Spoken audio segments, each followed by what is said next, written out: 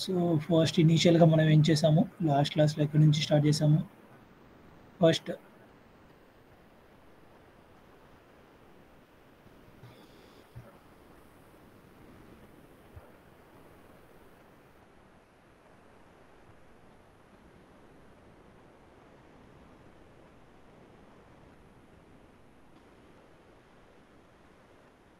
Right.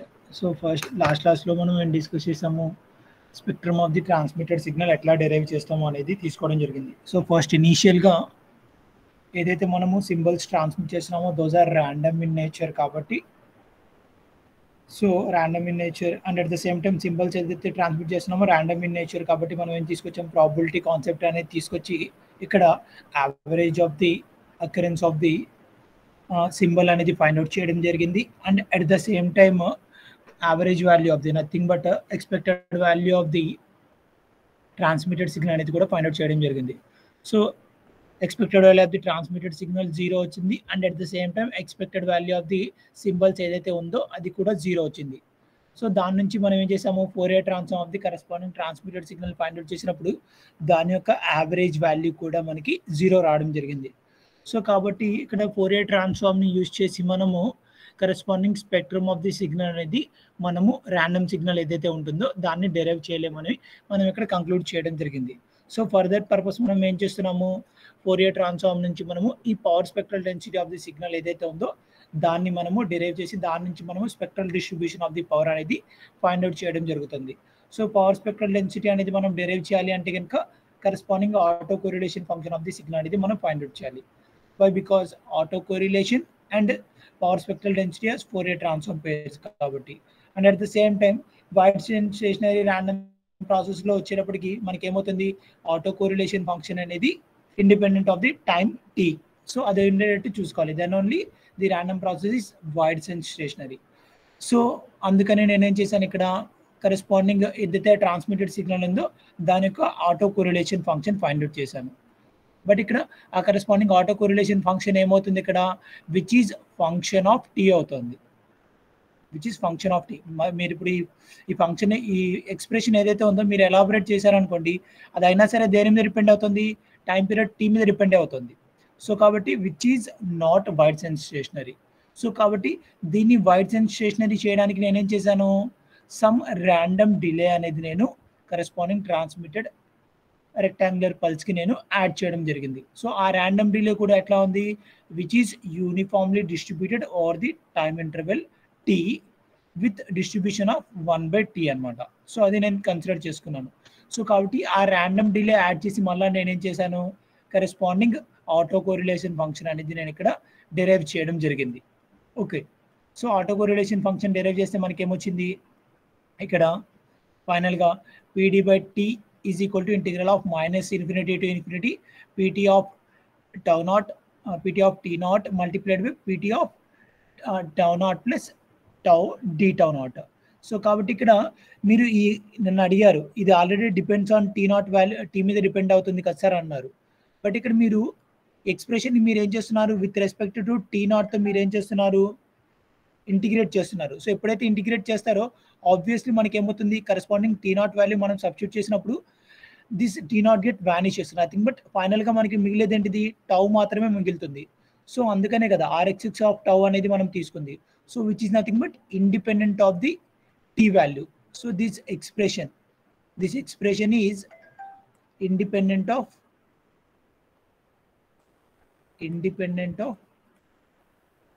Tea.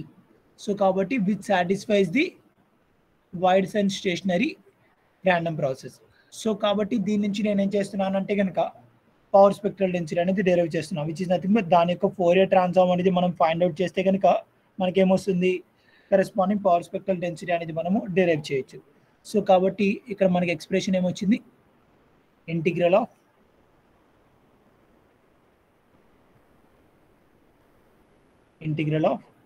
pt of tau naught multiplied by pt of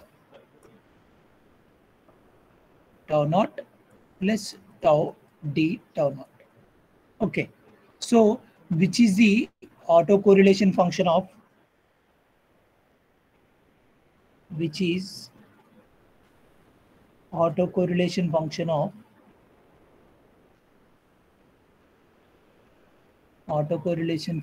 of rectangular pulse PT of t. So దీన్ని ఏమని రాయొచ్చు మనము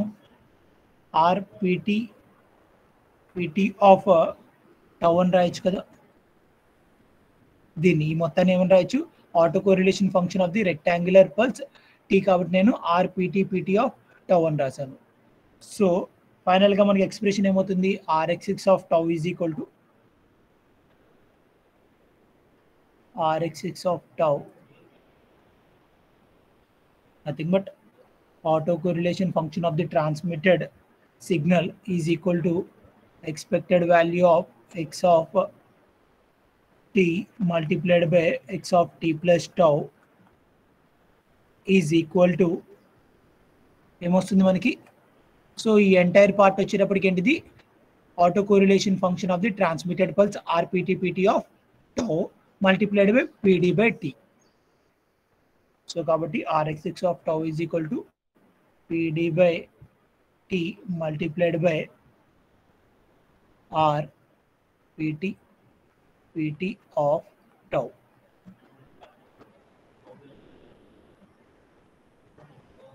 So దీని నుంచి మనం ఏం అబ్జర్వ్ చేయొచ్చు autocorrelation function of the transmitted signal. Autocorrelation function of the transmitted signal is proportional to the autocorrelation function of the rectangular pulse.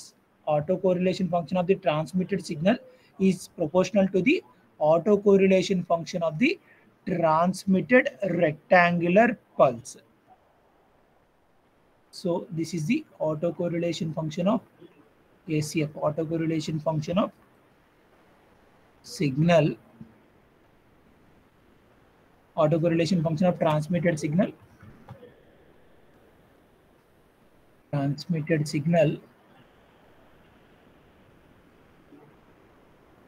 depends on autocorrelation function ACF, autocorrelation function of pulse PT of T. Okay, so మనం spectrum కావాలంటే దీని యొక్క Fourier transform చేయాలి. So Rx6 of టౌకి Fourier transform ఏమవుతుంది Rx6 of టౌకి Fourier transform ఏమవుతుంది hello Rx6 of టౌకి ఫోరియర్ ట్రాన్స్ఫార్మ్ ఏమవుతుందండి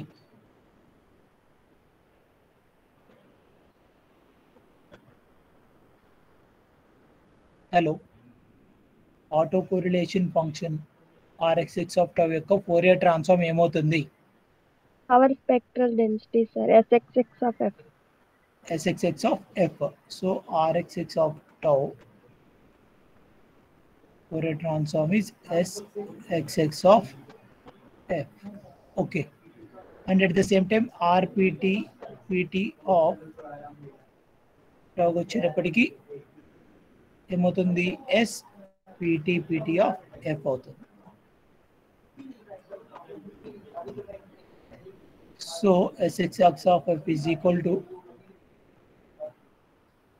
PD by T multiplied by PT of f. So which is nothing but, so దీని నుంచి మనం ఏం చేయొచ్చు this power spectral density of the transmitted signal. Power spectral density of the transmitted signal is equal to the power spectral density of transmitted signal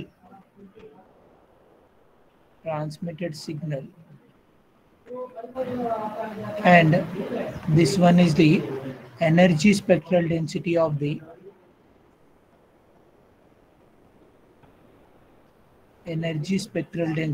the pulse PT of T. So basically మనం ఏంటిది random సిగ్నల్స్కి వచ్చేటప్పటికి Fourier transform of the auto correlation function ఏమో power spectral density అవుతుంది. when it comes to deterministic signals, the Fourier transform of the autocorrelation function is nothing but energy spectral density అండి. So you need to remember this point. ఏంటిది basic, ఏంటిది random సిగ్నల్స్కి యొక్క auto correlation function ఏమవుతుంది, power spectral density అవుతుంది. And when it comes to deterministic సిగ్నల్స్కి వచ్చేటప్పటికి ఏమవుతుంది, ఎనర్జీ స్పెక్ట్రల్ డెన్సిటీ అవుతుందండి. గుర్తుంచుకోండి, మనం బేసిక్గా ఏమంటాము, auto correlation function and power spectral density are Fourier transform pair అంటాము. But that is only for the case of random signals. When it comes to deterministic signal, auto correlation function and energy spectral density are Fourier transform pairs. So ఇది గుర్తుంచుకోండి. Okay, so finally ఇక్కడ మనం ఏం conclude చేయొచ్చు, power spectral density of the transmitted signal depends upon the energy spectral density of the transmitted rectangular pulse. Okay, so finally ఏమని రాయొచ్చు, RPPT of tau, Rx6 of tau is equal to Rx6 of tau is equal to PD by T multiplied by PT of tau. So where PD is the power of the data symbol,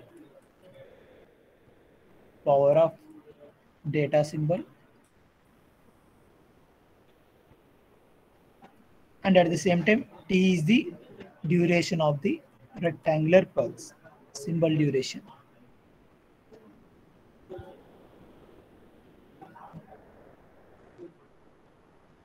Okay, so RPPT of tau అంటే ఏంటి, formula మనకి ఇక్కడ RPPT of tau is equal to RPPT of tau is equal to మనకేమొచ్చింది, -∞ to infinity PT of T naught multiplied by PT of T naught plus tau dt naught మనం derive చేసింది. Right, so ఇక్కడ దీని యొక్క Fourier transform ఏమవుతుంది, SPTT of tau, SPTT of f is equal to integral of -∞ to infinity r PT of t or PT of tau multiplied by exponential of -j 2 pi ft d.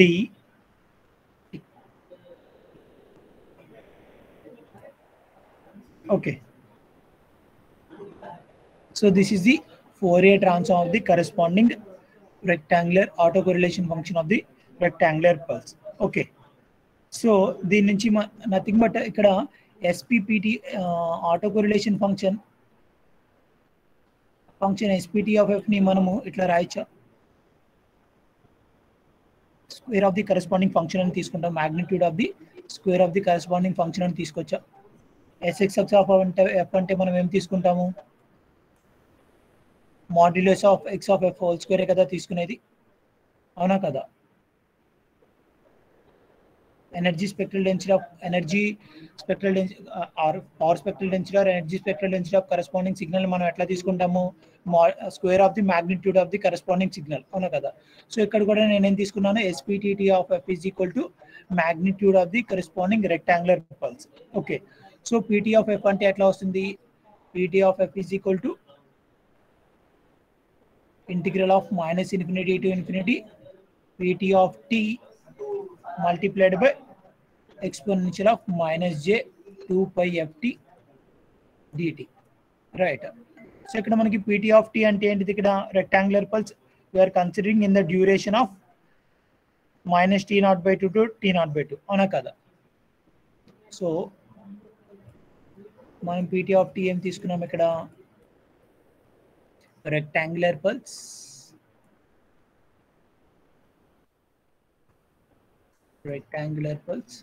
మనం నేనేం చేయలేదు ఇక్కడ derivation. ఫైనల్గా నేను ఏం చేస్తున్నానంటే, మనం ఏదైతే రెక్టాంగులర్ పల్స్ తీసుకున్నామో దాన్ని ఫైనల్గా సబ్స్టిట్యూట్ చేసి నేను డెరివేషన్ తీసుకొస్తున్నాను, నథింగ్ బట్ ఎక్స్ప్రెషన్ తీసుకొస్తున్నాను.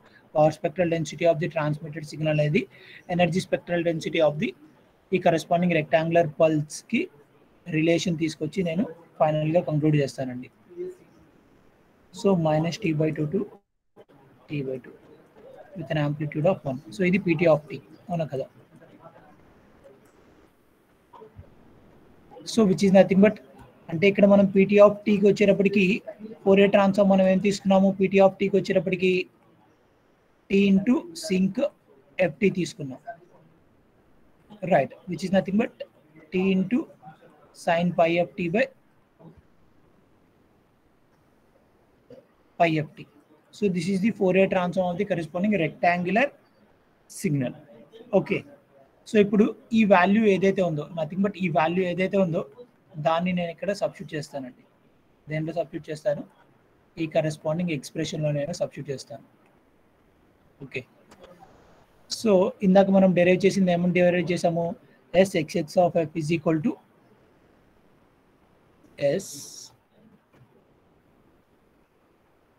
Sxx of f is equal to PD by T multiplied by SPT of tau. SPT of tau అంటే ఏంటిది, ఇక్కడ square of the magnitude of the corresponding rectangular pulse, nothing but PT of f whole square, అవునా కదా. So ఇక్కడ PT of f అంటే ఏంటిది, T sync FT, అవునా కదా. సో కాబట్టి దాన్ని ఇక్కడ సబ్స్టిట్యూట్ చేస్తున్నా, PD of t multiplied by t square into sinc square FT. So కాబట్టి TT క్యాన్సిల్ అయితే మనకి ఏం మిగులుతుంది, ఫైనల్గా TT క్యాన్సిల్ అయితే మనకి మిగిలేది ఏంటిది, PD multiplied by t into sinc square FT. ఒక నిమిషం అండి. Hello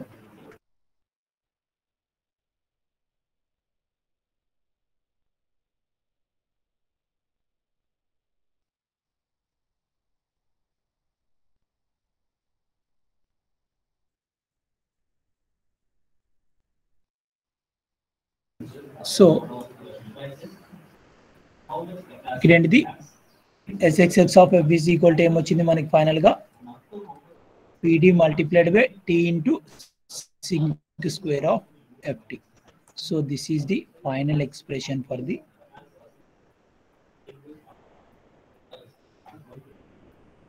power spectral density of the transmitted signal అండి. సో ఇది నేను అన్నట్టు నుంచి డెరైవ్ చేద్దాం అనుకుంటే ఇది అనమాట. సో దీని నుంచి మనము spectral distribution of the corresponding మనం ట్రాన్స్మిటెడ్ సిగ్నల్ ఏదైతే ఉందో దాన్ని మనము డెరైవ్ చేయడం జరిగింది. So this is the final expression అండి. సో దీనికోసం ఫస్ట్ మనం ఇనీషియల్గా ఏం చేసాము, ఫస్ట్ ట్రాన్స్మిటెడ్ సిగ్నల్ అనేది ర్యాండమ్ అని తీసుకున్నాము, దాని నుంచి average value of the transmitted signal find out చేసాము, average value of the Fourier transform of the transmitted signal find out చేసాము, అది 0 అవడం వల్ల దాని నుంచి పవర్ స్పెక్ట్రల్ డెన్సిటీకి వచ్చాము. Power spectral density find out చేసినప్పుడు అక్కడ ఏమవుతుంది, ఇక్కడ auto correlation function depends on the t కాబట్టి మళ్ళీ దాని నుంచి ర్యాండమ్ డిలే యాడ్ చేసాము. ర్యాండమ్ డిలే యాడ్ చేసిన తర్వాత మనకి ఫైనల్గా రిలేషన్ ఏమొచ్చింది, auto correlation of the transmitted rectangular pulse is equal to that of the autocorrelation function of the transmitted signal, which is nothing but power spectral density of the transmitted signal is equal to the energy spectral density of the transmitted rectangular pulse. So దీని నుంచి మనము spectral distribution అనేది మనము find out చేయొచ్చు అనమాట. So ఇదండి final expression. So 2 days నుంచి derive చేస్తే ఇది. సో చాలా ఇంపార్టెంట్ అండి, ఎగ్జామ్ పాయింట్ ఆఫ్ వ్యూలో important and at the same time మీకు గేట్ పాయింట్ ఆఫ్ వ్యూలో కూడా చాలా ఇంపార్టెంట్ అండి. So remember this derivation. Okay,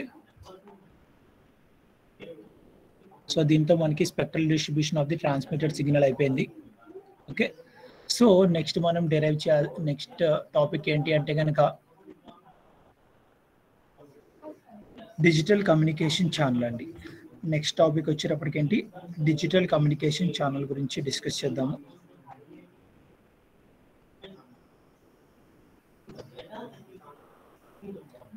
So the next topic is మా ఇక్కడ దాకా డిస్కస్ చేసిన దాంట్లో ఏమైనా డౌట్ ఉంటే అడగండి, otherwise I will move to the next topic, digital communication channel.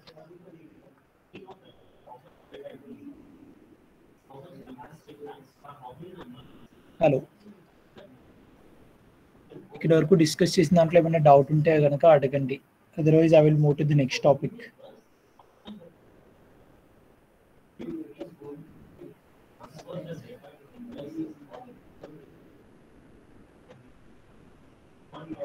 Hello,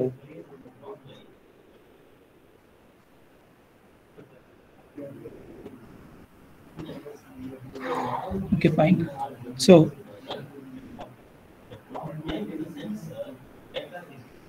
now let us discuss the properties of the digital communication channel. Now let us discuss the properties of digital communication channel.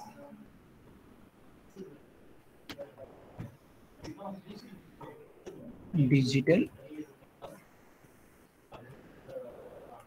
communication channel.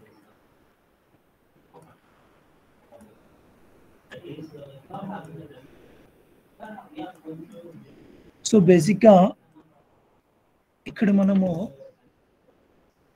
Digital communication సిస్టంలో మనం different modules ఉన్నాయి చూసారా, ఆ modules యొక్క design అనేది whether it is ట్రాన్స్మిటర్లో ఉండే modules కానీ or else రిసీవర్లో ఉండే మాడ్యూల్స్ కానీ, దాని యొక్క డిజైనింగ్ అనేది ఈ కమ్యూనికేషన్ ఛానల్ మీద డిపెండ్ అయి ఉంటుందండి. Depending on the type of channel that we are using in order to transmit the signal from transmitter to the receiver. Transmitter నుంచి రిసీవర్కి మనము త్రూ ఏ ఛానల్ ద్వారా ట్రాన్స్మిట్ చేస్తున్నాము, ఆ కరెస్పాండింగ్ ఛానల్ యొక్క characteristics మీద డిపెండ్ అయ్యి మనకి కావాల్సిన ట్రాన్స్మిటర్ యొక్క మాడ్యూల్స్ ఏవైతే ఉంటాయో వాటిని డిజైన్ చేయడం జరుగుతుంది. And at the same time రిసీవర్కి సంబంధించిన మాడ్యూల్స్ ఏవైతే ఉంటాయో వాటిని డిజైన్ చేయడం జరుగుతుంది. సో కాబట్టి here channel is the key in order to design the modules of the transmitter and at the same time receiver. Okay, so బేసిక్గా ఛానల్ అంటే ఏంటిది? ఇక్కడ as you know already, channel is the medium between the transmitter to the receiver in order to transmit the signal. It is a media in order to transmit a signal from the transmitter to the receiver. So basically ఈ channels వచ్చేటప్పటికి మనకి ఎటువంటి types of channels ఉంటాయి, wired channels ఉంటాయి and wireless channels కూడా ఉంటాయి. Nothing but telephone lines లో వచ్చేటప్పటికి మనము కోయాక్సియల్ కేబుల్స్ అనేది యూజ్ చేయడం జరుగుతుంది. And at the same time FM కానీ లేకపోతే వైఫై కానీ బ్లూటూత్ లో వచ్చేటప్పటికి మనం ఏం యూజ్ చేస్తాము, వైర్లెస్ ఛానల్స్ అనేవి యూజ్ చేయడం జరుగుతుంది. ఓకే, సో బేసిక్గా మనం ఏదైతే ఈ సిగ్నల్స్ అనేవి మనం ట్రాన్స్మిట్ చేస్తున్నామో ఆ కరెస్పాండింగ్ సిగ్నల్స్ అనేవి త్రూ ఛానల్ ద్వారా పంపించినప్పుడు మనకి ఏమవుతుంది, obviously there is a chance of adding of noise to the signal that we are transmitting, right? So ఆ కరెస్పాండింగ్ నాయిస్ మోడల్ అనేది మనం ఫైండ్ అవుట్ చేయాలి అంటే కనుక మనము ఈ ఛానల్లో యాడ్ అయ్యే నాయిస్ ఏదైతే ఉంటుందో దాని యొక్క ఎక్స్ప్రెషన్ అనేది డెరైవ్ చేయాలి. Then only we can find out the signal to noise ratio at the receiver end. Then only we can able to find out the signal to noise ratio at the receiver end. So ఈ corresponding signal to noise ratio ని base చేసుకోండి. Nothing but మనం ఏం చేస్తున్నాము, ఒక signal transmit చేస్తున్నాము, right? ఇక్కడ for example మనం ఏం చేస్తున్నాము, ఒక సిగ్నల్ ట్రాన్స్మిట్ చేస్తున్నాము, ఎక్స్ ఆఫ్ టీ అనేది మనం ట్రాన్స్మిట్ చేస్తున్నాము, విచ్ ఇస్ నథింగ్ బట్ ఏం ట్రాన్స్మిట్ చేస్తున్నాము, summation of some k is equal to -infinity to infinity some ak into pt of t minus kt అనేది ట్రాన్స్మిట్ చేస్తున్నాము. ఇది ట్రాన్స్మిటర్ నుంచి మనం ట్రాన్స్మిట్ చేస్తున్నాము. ఓకే, సో ట్రాన్స్మిట్ చేస్తే ఏమవుతుంది, రిసీవర్కి రిసీవ్ అవుతుంది త్రూ ఛానల్ ద్వారా ట్రాన్స్మిట్ అయ్యి, రైట్? సో ఈ ఛానల్లో మనకి ఏమవుతుంది, సమ్ నాయిస్ అనేది యాడ్ అవ్వడం జరుగుతుంది. మీరు some signal x of t పంపిస్తున్నారు, some signal y of t అనేది వస్తుంది, బట్ ఇక్కడ సమ్ నాయిస్ అనేది యాడ్ అవ్వడం జరుగుతుంది, విచ్ ఇస్ నథింగ్ బట్ ఏంటి, y of t is equal to x of t plus n of t. So ఇక్కడ మన యొక్క మెయిన్ మోటో ఏంటి అంటే, ఈ నాయిస్ మోడల్ ఏదైతే ఉందో దాన్ని మనం డిరైవ్ చేయాలండి. ఈ నాయిస్ మోడల్ ఏదైతే ఉందో దాన్ని డిరైవ్ చేయాలి. సో బేసిక్గా ఇక్కడ మనము ఛానల్ తీసుకునేటప్పుడు మనం ఇక్కడ ఛానల్ తీసుకునేటప్పుడు మనం ఏం తీసుకుంటాము అంటే కనుక సింపుల్ ఛానల్ మోడల్ ఒకటి తీసుకుంటామండి. ఒక సింపుల్ ఛానల్ మోడల్ అనేది ఒకటి తీసుకొని దాని నుంచి మనము ఈ కరెస్పాండింగ్ నాయిస్ యొక్క ఎక్స్ప్రెషన్ అనేది డిరైవ్ చేయడం జరుగుతుంది. సో కాబట్టి సింపుల్ ఛానల్ మోడల్ వచ్చేటప్పటికి మనం ఆల్రెడీ ఎన్లాగ్ ఎర్లియర్ సెమిస్టర్లో మనము CS1 లో డిస్కస్ చేయడం జరిగింది. బై డిఫాల్ట్గా మనము సింపుల్ ఛానల్ వచ్చేటప్పటికి దేన్ని డిరైవ్ తీసుకుంటున్నాము? ఎడిటివ్ వైట్ గాసియన్ నాయిస్ ఛానల్ని తీసుకోవడం జరుగుతుంది. దేన్ని తీసుకుంటున్నాము? AWGN ఛానల్ ఏదైతే ఉందో, AWGN nothing but additive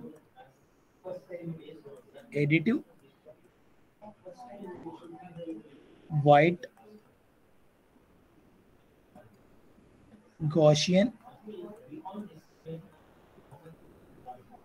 noise, additive white Gaussian noise.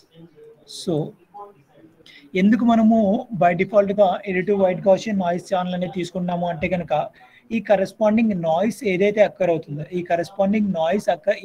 అవుతుందో దాని యొక్క క్యారెక్టరిస్టిక్స్ అనేవి మన యొక్క గాసియన్ ప్రాబబిలిటీ డెన్సిటీ ఫంక్షన్ ఏదైతే ఉందో దాని యొక్క క్యారెక్టరిస్టిక్స్ కి సిమిలర్ గా ఉండడం వల్ల, మోస్ట్ ప్రాబబ్లీ సిమిలర్ గా ఉండడం వల్ల ఈ కరెస్పాండింగ్ ఛానల్ మోడల్ ని మనం ఎట్లా తీసుకుంటున్నాము? Additive white Gaussian noise channel కింద తీసుకోవడం జరుగుతుంది, which is nothing but additive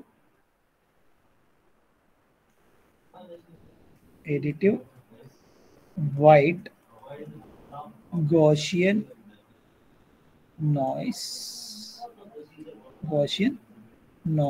channel. Additive white Gaussian noise channel ఎందుకు ఎడిటివ్ అంటున్నాము?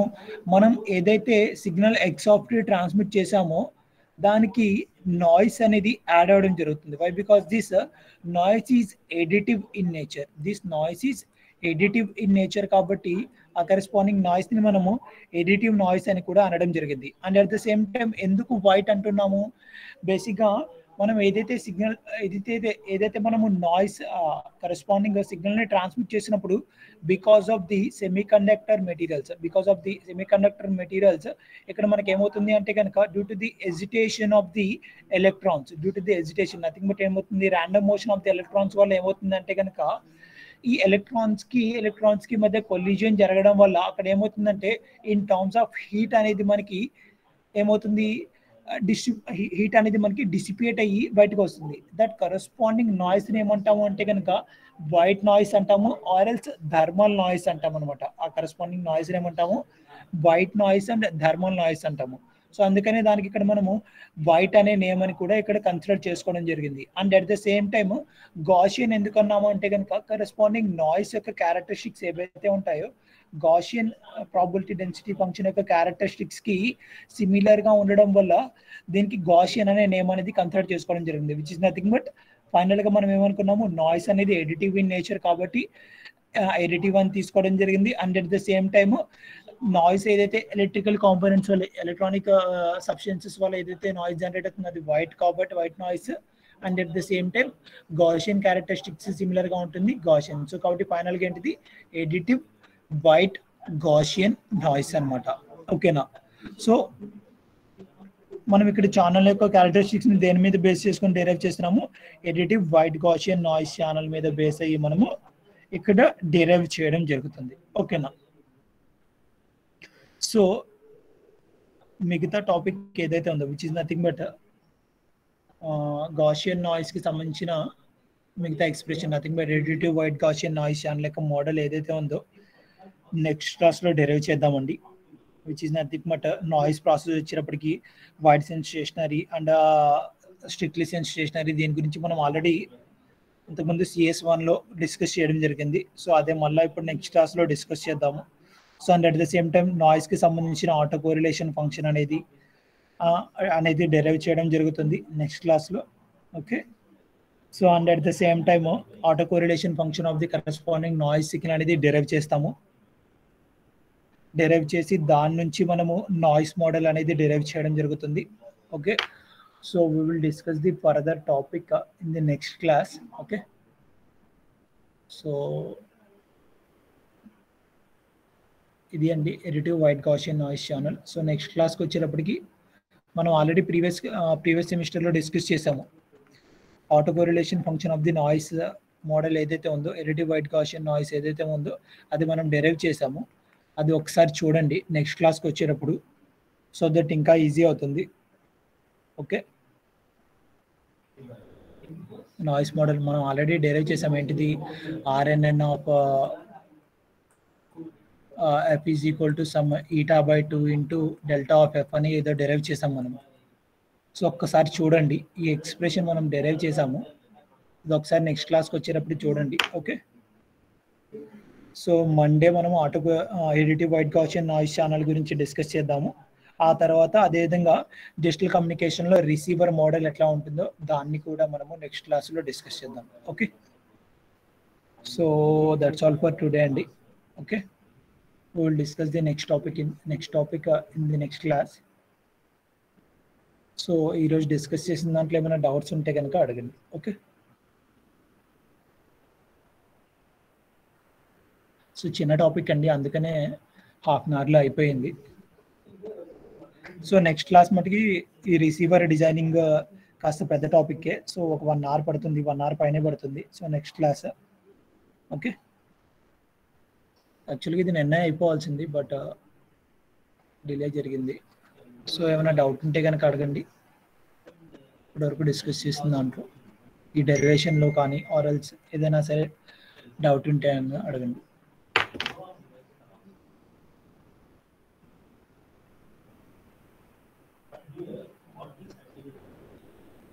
హలో, ఇప్పటివరకు డెరైవ్ చేసిన డెరివేషన్లో ఏదైనా డౌట్ అడగండి.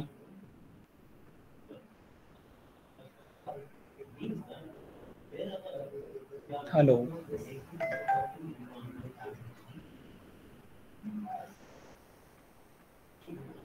డౌట్స్? Okay, fine.